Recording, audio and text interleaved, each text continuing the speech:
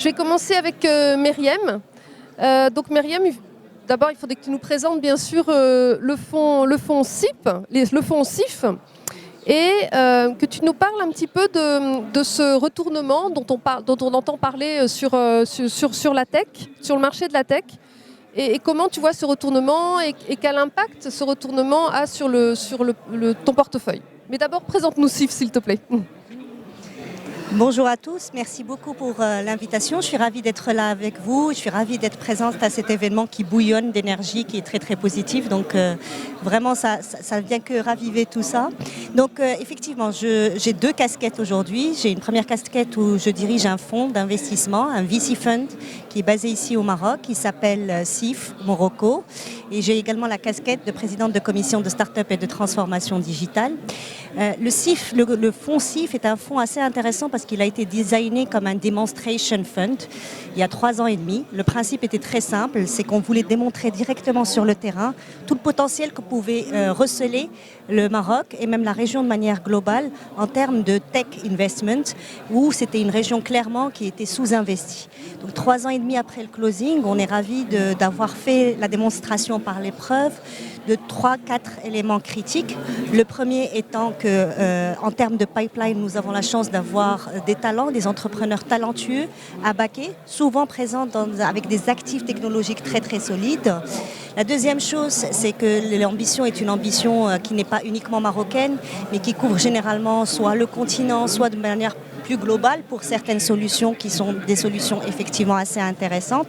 Et puis, on a réussi aussi à faire la preuve vis-à-vis des investisseurs, parce que c'était une classe d'actifs qui n'était pas du tout connue. Donc au bout de 3 ans et demi, on a déployé plus de 70% maintenant de nos fonds et on a réussi à attirer de nouveaux investisseurs pour qui c'était une première.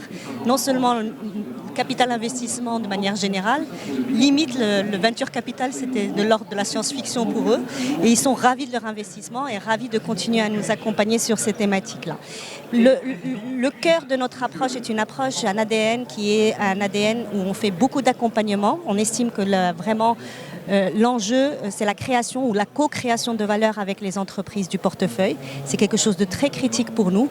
D'ailleurs, notre proposition de valeur, elle est beaucoup basée sur ça. On apporte de la valeur en termes de business development, on apporte de la valeur en termes de talent acquisition, on va aller chercher du financement non dilutif. Donc vraiment, parfois on est souvent considérés comme des shadow founders avec nos fondateurs. Et donc c'est vraiment ça qui est assez intéressant. L'étape qui suit pour nous, maintenant qu'on a déployé l'essentiel de nos fonds, c'est de continuer cette histoire-là, continuer à accompagner et à faire grandir les entreprises du portefeuille et continuer à servir un segment qu'on trouve très intéressant qui est du venture capital, encore une fois, dans une région qui est sous-servie. Alors ensuite, sur les thématiques relatives au retournement de tech qui fait l'actualité en ce moment, alors c'est assez intéressant parce que les principales leçons qu'on a pu tirer de ce retournement, c'est qu'on voit 4 leçons principales. La première, c'est qu'il faut aller sur des business models qui sont viables, avec des actifs technologiques solides. Ça, c'est la première grande leçon. La deuxième grande leçon, c'est le B2B. On est sur des modèles qui sont plutôt B2B, qui sont des modèles beaucoup plus solides et beaucoup plus scalables que ce qu'on peut avoir sur le B2C. On est sur des modèles d'acquisition très très coûteux. Ça, c'est le deuxième grand apprentissage. Le troisième grand apprentissage, c'est qu'il faut aller sur du early stage, mais du early stage global. Donc on est plus sur de la pré-série A. C'est là notre sweet spot. Et puis la quatrième chose, c'est l'accompagnement. Il faut co-créer de la valeur. Il faut pas on ne va pas taguer en fait des startups en mettant juste un ticket. Il faut vraiment leur apporter de la valeur autre et c'est dans l'accélération que se crée la valeur pour ce type de profil d'entreprise. Ces 4 enseignements principaux, c'est ce qu'on pratiquait déjà en fait au jour le jour dans notre métier nous-mêmes, puisqu'on était sur ces segments-là de pré-série A qu'on estime être très très porteurs et qu'on a envie de continuer limite à industrialiser dans le prochain fonds sur une échelle un petit peu plus large qui est une échelle régionale. Ça, c'est la première des choses. Et puis cet ancrage B2B pour nous est un ancrage majeur. Plus de 60% de notre portefeuille, d'abord 100% de notre portefeuille est B2B, donc ça c'est la première des choses. On avait une B2C qu'on a fait pivoter au final en B2B, mais en plus de ça, 60% de notre portefeuille est un portefeuille qui est porté par des entrepreneurs et des fondateurs de la diaspora. Et donc là, on pense qu'il y a un véritable vivier avec cette création de valeur qu'on peut créer. Donc là-dessus, sur le sujet du retournement, d'abord notre région, et quand je parle de région, c'est on va dire Maroc, Tunisie, plutôt comme région. On n'a pas connu de bulle, donc on n'a pas de bulle à éclater concrètement. La deuxième chose, c'est que les leçons apprises sont déjà des leçons qu'on avait intégrées et qui viennent conforter en fait notre thèse d'investissement et nos principes d'investissement. Et on voit les choses de manière plutôt assez positive par rapport à nos sociétés de portefeuille qui sont dans une phase en fait de levée de prochain round, que certes il y a eu un refroidissement on va dire au niveau des valorisations, mais il n'empêche que comme on est sur des business models qui sont particulièrement viables et solides, on a la capacité de faire des arbitrages qui sont intéressants et donc de dire, comme on est sur ces positions-là, attendre peut-être de créer un petit peu plus, d'avancer dans les milestones avant de revenir sur ces marchés-là. Mais l'appétit est là, et je pense que Sowit pourra le confirmer, puisqu'il a eu la même expérience récemment sur le terrain, et il pourra confirmer que l'appétit des investisseurs est là, et que l'appétit de la volonté de vouloir déployer pour les GP est très très forte. Et donc on est vraiment content de cette initiative-là. Et de ce retour aux fondamentaux, pour moi, c'est assez critique parce qu'on voyait des valorisations partir. Et on était un petit peu mis sur le côté de cette bulle-là. Et aujourd'hui, grâce à ces fondamentaux solides sur lesquels on a basé notre thèse d'investissement, finalement, on supporte beaucoup plus, ou on est beaucoup plus résistant et résilient. Voilà. Et donc là, avec nous, donc il y a le CEO d'une société dans laquelle SIF est investisseur. Et donc, Hamza, tu vas nous présenter la société, bien sûr. Je pense que tu as ta société est un très bon cas de coopération win-win entre les deux rives de la Méditerranée.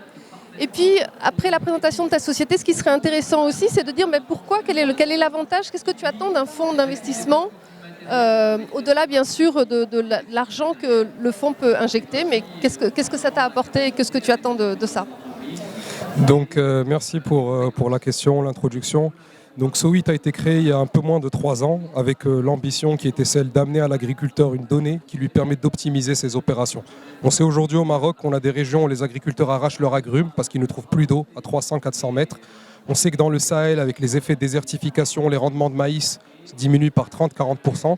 Donc nous, on a été créé avec l'ambition de partir d'une techno, celle du traitement de l'image satellite. Comment faire que ces appareils qui survolent tous les 2-3 jours toutes les parcelles du monde peuvent être exploités pour amener une information concrète à l'agriculteur.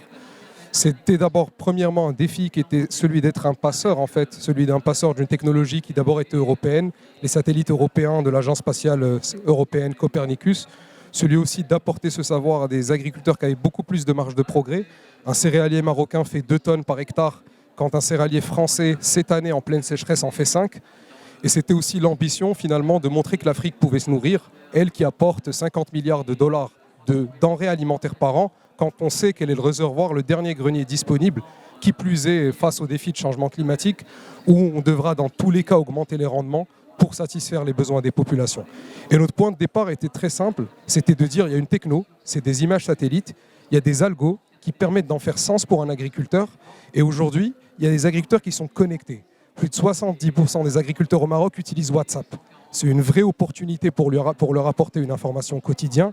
Irrigue 10 mètres cubes, fertilise 30 kilos, récolte demain. Toutes ces informations, elles réduisent les déchets, augmentent la productivité et surtout réduisent la pression sur les ressources naturelles qui, sur la région, qui plus est Afrique du Nord, sont extrêmement stressées, notamment les ressources hydriques. Une ville comme Casablanca a aujourd'hui 3 mois de stock en approvisionnement hydrique sur les barrages de Massira qui sont à 30%, et donc un stress qui est très important quand l'agriculture consomme 87% des ressources hydriques marocaines.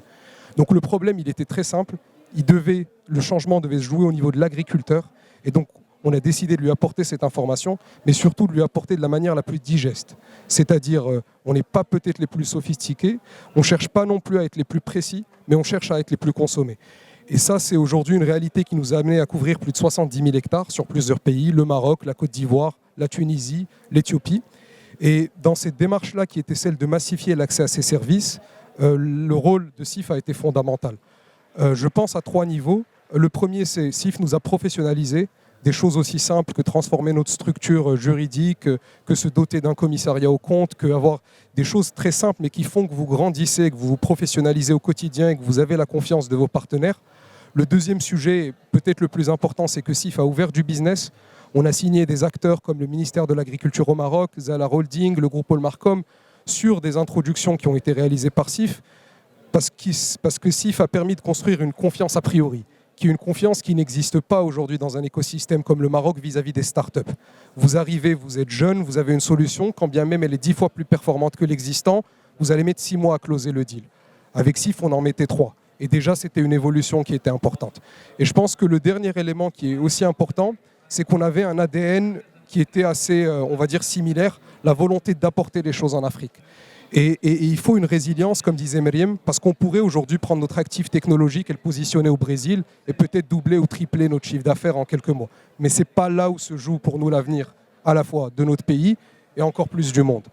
Et c'est pour cela que jouer entre les deux rives a été pour nous fondamental, parce qu'il y a une rive qui a nourri en réalité notre technologie, qui est une rive européenne, il faut le dire, avec des centres de recherche qui ont la capacité à être à l'état de l'art et apporter une technologie qui nous positionne vis-à-vis de la compétition. Il y a une rive qui est celle de l'adaptation de ces technologies et de sa mise à l'échelle. Et c'est la rive marocaine au début, puis africaine au fur et à mesure du temps. Et l'ambition, c'est de massifier, accélérer ces échanges entre les deux rives, permettre que ces technologies soient utilisées par le plus grand nombre. Et c'est ce qu'on a initié récemment en signant des partenariats stratégiques avec un certain nombre de grands groupes. Notre métier aujourd'hui n'est pas seulement de fournir à l'agriculteur une donnée pour optimiser son rendement. Notre métier est de fournir de la donnée qui permet d'améliorer la relation qu'il a avec tous ses partenaires. Une banque qui cherche à pricer le risque de l'agriculteur a besoin de nos données, de son historique de rendement pour leur faire comme il se doit. Une assurance pour déclencher un payout par rapport à un risque qui est mesuré, ou un gouvernement par rapport à un programme à monitorer, à évaluer sur le temps. Tout cela a été rendu possible par une voie de professionnalisation qui fait que toutes les startups, in fine, doivent se diriger vers le financement, en tout cas celles qui ont des modèles comme les nôtres qui sont appelés à se massifier, parce qu'on doit forcément se nourrir de cette friction pour continuer à progresser. Merci beaucoup Hamza. Omar d'Afrique Invest. Donc, je voudrais que tu nous expliques bien sûr ce qu'est Afrique Invest et puis ce que vous faites dans la tech, puisque vous investissez dans la tech africaine, et les raisons pour toi selon lesquelles il faut investir et continuer à investir dans la tech africaine. Merci Isabelle, bonjour à toutes et à tous, et encore une fois merci de nous avoir invités à cet événement, comme l'a dit Myriam, qui bouillonne d'énergie, donc l'énergie de la coopération entre les deux rives de la Méditerranée, et puis surtout l'énergie des entrepreneurs et de la jeunesse, donc entrepreneurs illustrés aujourd'hui par Hamza dans ce panel, mais également des entrepreneurs que je vois dans l'audience, dont je reconnais quelques-uns, donc que je salue. Et il s'agit d'entrepreneurs aujourd'hui, il s'agit d'entrepreneuriat. Donc ces entrepreneurs qui sont là pour faire bouger les choses, pour développer de nouvelles idées, apporter des solutions dans leurs marchés respectifs, des solutions durables et surtout adresser des problématiques réelles, donc des problématiques que connaissent nos pays respectifs. Et ces thèmes, on va dire, de développement, de création de valeur et d'impact résonnent, on va dire, parfaitement avec la structure que je représente aujourd'hui, qui est Afrique Invest. Alors Afrique Invest, qui sommes-nous ? Nous sommes tout simplement des femmes et des hommes répartis sur, on va dire, l'ensemble du continent africain à travers une dizaine de bureaux régionaux, avec une présence locale, parce que pour nous c'est extrêmement important d'avoir, on va dire, cette proximité avec les entrepreneurs que nous accompagnons, et surtout une proximité aussi avec les marchés que nous adressons, les marchés dont il faut comprendre, donc les enjeux dont il faut comprendre le fonctionnement. Et ça, pour nous, c'est très important, donc ce maillage territorial. Nous avons, on va dire, notre métier, il est plutôt simple, c'est de relever justement toutes ces informations que nous regardons, que nous observons, toutes ces tendances que nous regardons dans le marché, les analyser et puis élaborer des stratégies d'investissement. Nous dire, voilà, il y a des besoins au niveau de ce marché, il y a un besoin au niveau de ce secteur d'activité. Nous avons des entrepreneurs de qualité qui peuvent les adresser, qui peuvent on va dire, répondre à ces besoins, créer de l'impact positif. Comment est-ce qu'on peut accompagner ces entrepreneurs ? Donc nous créons des véhicules, nous nous adressons et nous discutons de façon très rapprochée avec nos bailleurs de fonds, dont BPI France, dont encore une fois je remercie le soutien historique envers Afrique Invest. Et le but est d'investir et de créer de la valeur. Donc Pour moi, aujourd'hui, la tech africaine, c'est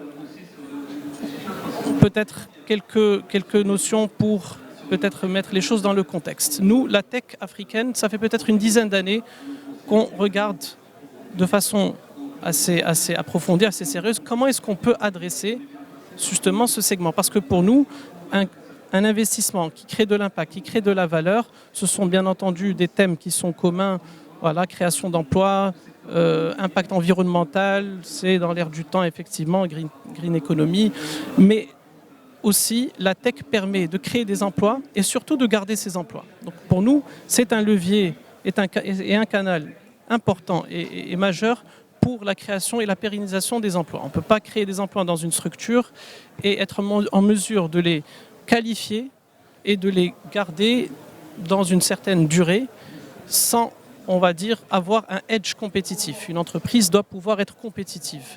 Donc cette entreprise-là, pour nous, elle ne peut pas l'être si elle n'a pas, on va dire, un angle technologique qui est important. On le sait, la technologie a répondu à plusieurs problématiques mondiales, on va dire depuis la nuit des temps, et ce n'est pas aujourd'hui que ça va changer. Alors ce qui change aujourd'hui, c'est que cette technologie est aujourd'hui au cœur de tous les sujets de développement en Afrique. Et pour nous, c'était absolument important et primordial qu'Afrique Invest puisse se positionner pour adresser cette demande. Nous, lorsqu'on a observé les marchés dans lesquels nous évoluons, nous avons constaté 4, on va dire, macro-tendances, tendances majeures. D'abord, l'entrepreneur, donc les humains, les femmes et les hommes qui sont là pour porter les projets. Aujourd'hui, nous avons des entrepreneurs qui partagent ce mindset, qui ne sont pas là pour créer de la valeur ou des profits à court terme. Ils sont là, au contraire, pour constituer des actifs de valeur et investir dans la technologie, investir dans des solutions, investir dans de l'humain. Ça, pour nous, c'était très important. Encore une fois, ces entrepreneurs ne sont pas encore juste, on va dire, développent pas des solutions en Afrique où ils font du copier-coller en regardant des modèles qui ont peut-être fait leurs preuves dans d'autres régions du monde en faisant un copier-coller, en les dupliquant. Non, ils sont là pour réfléchir à qu'est-ce qui pourrait le mieux adresser les gaps qui sont présents. Donc ça, c'est la première macro-tendance. La deuxième macro-tendance, c'est on va dire le marché en lui-même. Ce sont les gaps que l'on observe dans nos géographies respectives. Ce sont les défaillances parfois du secteur public, ce sont les difficultés d'avoir accès à des services, que ce soit des services de santé, des services d'éducation, des services financiers, que ce soit aussi enfin voilà, peut-être avoir aussi accès à de l'énergie qui est à un prix abordable pour pouvoir développer des industries manufacturières, etc. Donc ça, c'est on va dire la deuxième macro-tendance. Ce sont des besoins qu'on peut adresser et que la technologie peut permettre d'adresser de façon beaucoup plus efficiente que par le passé. La troisième macro-tendance, je dirais, ce sont les leviers sur lesquels peuvent s'appuyer ces solutions technologiques. Hamza l'a évoqué tout à l'heure, la capacité de payer avec WhatsApp et, on va dire, un game changer. Bon, je ne parle pas uniquement, enfin, je ne fais pas référence uniquement à WhatsApp, mais tout ce qui est mobile payment. Pour qu'il y ait du mobile payment, il faut que les gens puissent avoir un téléphone, il faut qu'ils puissent avoir une connexion. Aujourd'hui, on va dire la couverture télécom est de plus en plus importante. Dieu merci, au Maroc, elle est plutôt performante. Le coût d'accès aussi à un terminal mobile qui soit, on va dire, feature phone basique, à travers lequel on peut opérer des paiements USSD, ou un smartphone qui donne beaucoup plus de data, beaucoup plus aussi de possibilités et beaucoup plus abordable que par le passé. Nous avons également aussi le développement du réseau électrique, etc. Donc ça, ce sont les leviers qui vont permettre aux innovations technologiques de pouvoir adresser une partie plus importante de la population et surtout à un coût qui est, on va dire, compétitif et qui puisse rendre un projet bankable, un projet rentable à terme. Peut-être le quatrième levier, ce sont les solutions, tout simplement. Voilà, on a aujourd'hui des entrepreneurs qui viennent avec des solutions. Mais ces solutions, on ne peut pas les déployer du jour au lendemain. Il faut des capitaux, il faut un accompagnement. Donc, moi, encore une fois, mes confrères savent très bien de quoi je parle. On est là, pas uniquement pour investir, mais surtout pour accompagner. L'entrepreneur a besoin d'un accompagnement effectif, une proximité. Il a besoin d'une écoute, il a besoin on va dire, d'un frère d'armes qui peut contacter à tout moment de la semaine, les week-ends, pour discuter des différents défis, des différents enjeux, etc. Et c'est ce que nous essayons de faire. Donc aujourd'hui, oui, la technologie c'est très important. On le voit d'ailleurs, je pense que sans revenir peut-être sur le dernier retournement de marché, et je m'inscris en vrai avec ce qu'a évoqué Myriam, c'est-à-dire pour nous c'est une crise passagère qui va permettre aussi de se recentrer sur les véritables enjeux, sur les entreprises, sur la façon avec laquelle on peut créer de la valeur, indépendamment de l'euphorie, on va dire, sur les valorisations. Et ça, tant mieux pour nous. Hein. Mais je pense que ce qu'on pourrait mettre en avant, c'est cette tendance d'investissement dans la tech qui a été amorcée il y a plusieurs années, notamment à travers des investisseurs étrangers, des investisseurs américains, canadiens, du Moyen-Orient, qui investissent massivement en Afrique parce qu'ils ont compris tout simplement que c'est le moment d'investir dans de la tech africaine. Et ils sont là. Et la crise Covid ne les a pas empêchés de doubler, de tripler, de quadrupler leurs investissements. Et pour nous, c'est une tendance de fond qu'une crise passagère ne viendra pas remettre en question. Et on s'attend à des jours meilleurs, hein, donc à l'avenir. Voilà. Merci Omar. Et donc maintenant, c'est Omar Lalège. Donc Omar, tu vas nous expliquer bien sûr ce que fait Almada Innovation, parce que c'est plutôt récent. Et puis peut-être nous dire si tu partages la même analyse que Myriam et Omar sur la situation de la tech en Afrique actuellement. Parfait. Merci beaucoup Isabelle. Bonjour à toutes et à tous. Ravi d'être là après l'année dernière à Abidjan. Ravi d'être... Un fidèle. Merci pour votre invitation encore une fois. Alors moi, avant de... je peux rapidement dire pourquoi le groupe Almada, qui est une plateforme d'investissement centenaire qui existe au Maroc et est présente en Afrique dans plus d'une vingtaine de pays, a décidé de se lancer dans le monde de l'innovation et de cette classe d'actifs du venture capital qui reste naissante en Afrique. Donc si on se compare à d'autres pays, aujourd'hui, sur les 5 dernières années, il y a eu une évolution très forte du financement des startups en Afrique. Donc on est passé de quelque chose comme 366 millions de dollars en 2016 de startups financées à 5,2 milliards l'année dernière. Donc on a fait x13. Et malgré cette croissance exponentielle, on reste à moins de 1% du global funding à l'échelle internationale. Et donc, vu ce constat et couplé avec l'envie du groupe de contribuer à la croissance et à l'amélioration des produits et services d'innovation que pouvait offrir l'écosystème des corpos au sein du portefeuille du groupe, les dirigeants d'Almada ont décidé de lancer une vraie plateforme d'investissement pour accompagner des projets structurants et structurés pour apporter justement des solutions innovantes à notre écosystème, mais bien au-delà. Alors, pour revenir sur la raison pour laquelle le timing est bon et ce qu'on observe sur le marché par rapport à l'investissement dans les startups en Afrique cette année. Alors, pour commencer, il faut dire peut-être qu'il conviendrait de rappeler quelques chiffres. Sur la première moitié de l'année 2022, il y a eu 2,2 fois plus d'investissements qu'il n'y a eu en accompagnement de start-up sur la même période en 2021. Donc, si on compare cette croissance au ralentissement qu'on a observé aux États-Unis notamment, et à moindre mesure en Europe et en Asie, l'Afrique se porte plutôt mal en termes d'accompagnement de start-up. Il y a plusieurs raisons pour expliquer cette croissance. D'abord, l'Afrique commence par une base qui est beaucoup plus faible. Donc, on est en mode catch-up. Et sur ce mode catch-up, forcément, les chiffres en termes de pourcentage vont être beaucoup plus importants. Ensuite, il y a des startups africaines qui solutionnent des problèmes primaires. Ces problèmes primaires, il y a une analogie que j'aime beaucoup et qui a été faite par un ami Raj qui est associé chez Dentons et qui est un angel investor en Afrique et qui compare la vente du Doliprane à la vente de la vitamine C. Doliprane, c'est un besoin. On n'a plus envie d'avoir mal à la tête. La vitamine n'est pas forcément un besoin, mais ça nous sert à mieux se sentir.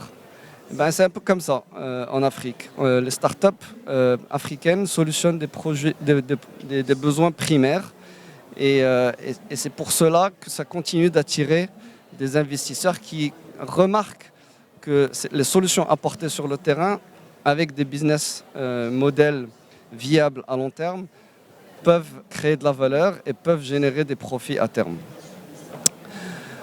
Ensuite, il faut savoir aussi que les startups africaines commencent à générer des revenus récurrents. Et donc, quand on observe avec des business models, comme le disait Mriem, en B2B, B2B2C, qui démontrent leur capacité à générer du chiffre d'affaires, à promouvoir l'expansion locale, régionale et continentale, à s'exporter même vers d'autres géographies, ça attire de plus en plus d'investisseurs.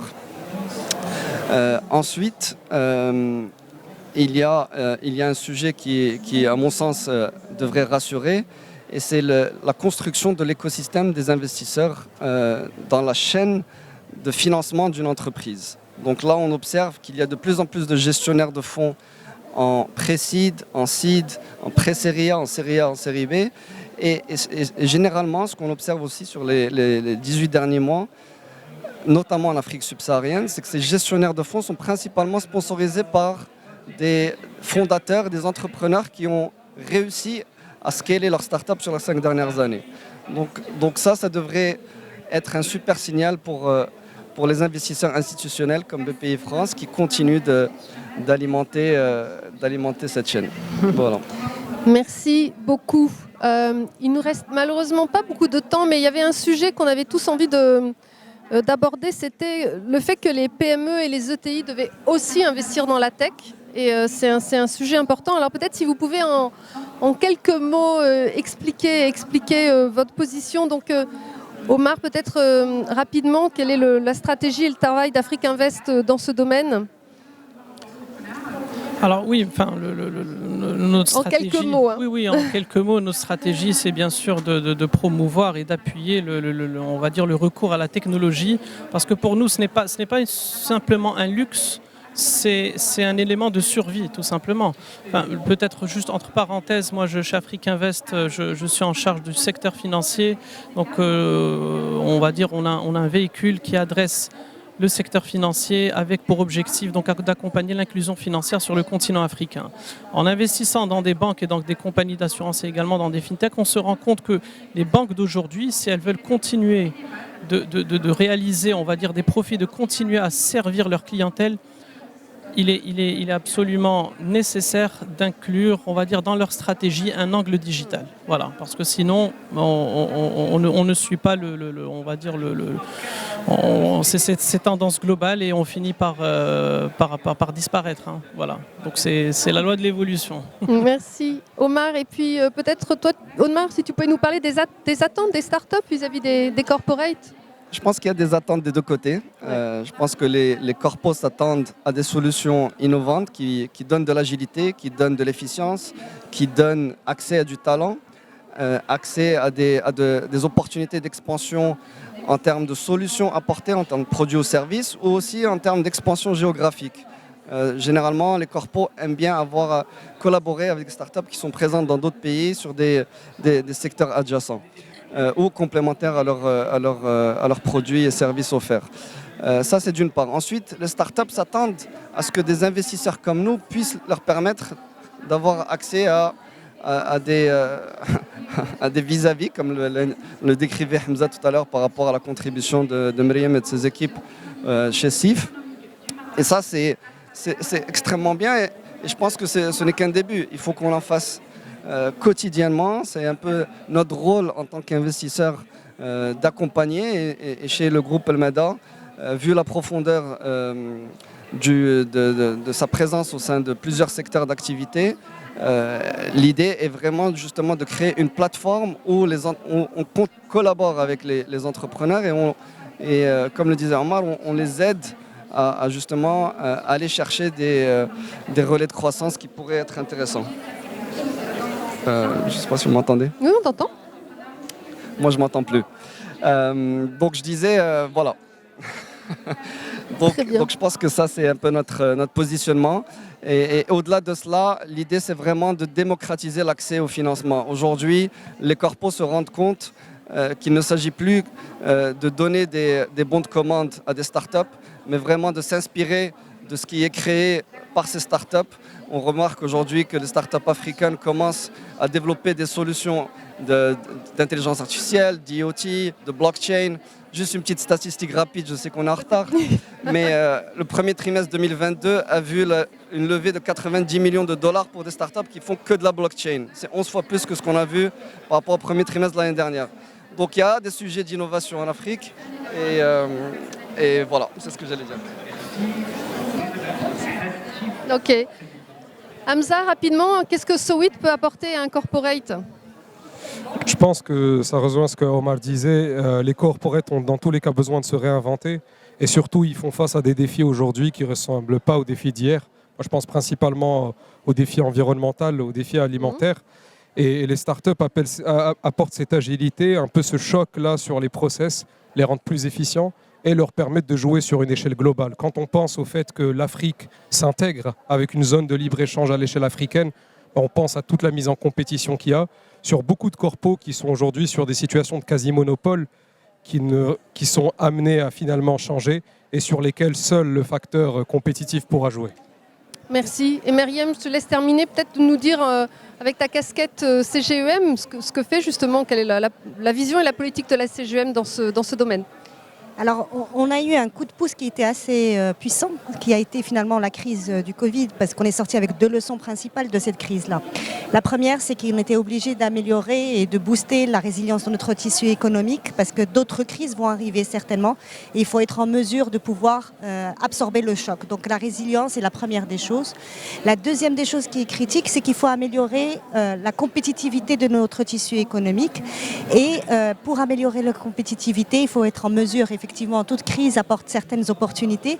Pour pouvoir saisir ces opportunités, il faut avoir l'outil, le produit le plus compétitif et parfois le plus innovant d'ailleurs, ça va de pair. Donc dans les deux cas, la tech passe du stade ou du statut de gadget porté par des jeunes qui ont l'air un peu trop jeunes avec leur basket et jean à quelque chose qui devient un must-have finalement et un impératif de survie. Donc là, la crise a déjà passé à un niveau premier qui est le premier de l'effort qu'on faisait de sensibilisation est derrière nous. Maintenant, quel est l'effort d'accélération et d'intégration de cette tech au sein du tissu économique de manière beaucoup plus efficiente? Et en fait, dès qu'on veut parler de ce sujet-là, il y a beaucoup de bonne volonté de part et d'autre. On se rend compte que malheureusement, on ne parle pas le même langage de part et d'autre et les attentes ne sont pas les mêmes. Et le premier effort à faire, c'est un effort d'abord trouver le cadre réglementaire, le cadre fiscal, le cadre juridique viable et favorable au développement de l'investissement dans la tech. Aujourd'hui, quand vous avez un cadre réglementaire dans le secteur de la fintech, qui est l'un des secteurs les plus booming à l'échelle africaine et qui absorbe l'essentiel de l'investissement, quand vous avez une réglementation aussi handicapante, c'est vraiment le terme, dans notre région qui empêche le développement, on ne peut pas travailler sur ces dynamiques-là. Donc le travail que fait la CGEM, c'est effectivement tout l'appui aux réformes, que ce soit d'ordre réglementaire, d'ordre fiscal. Quand on parle de crédit impôt recherche, c'est première étape pour qu'on puisse goûter quelque part à cette tech et à cette innovation et que ça rentre en fait dans les mœurs et dans le workflow de ces ETI et de ces grands corporates de manière générale. Donc en fait, il y a un énorme travail qui est fait, sur lequel on est très très présent et on essaye de pousser pour rapprocher les deux côtés en fait concrètement, que ce soit les porteurs d'innovation, de tech très très puissantes et les corporates de manière générale qui aujourd'hui sont demandeurs de cette tech-là. Voilà. Merci Myriam et merci à tous, vous avez été formidables.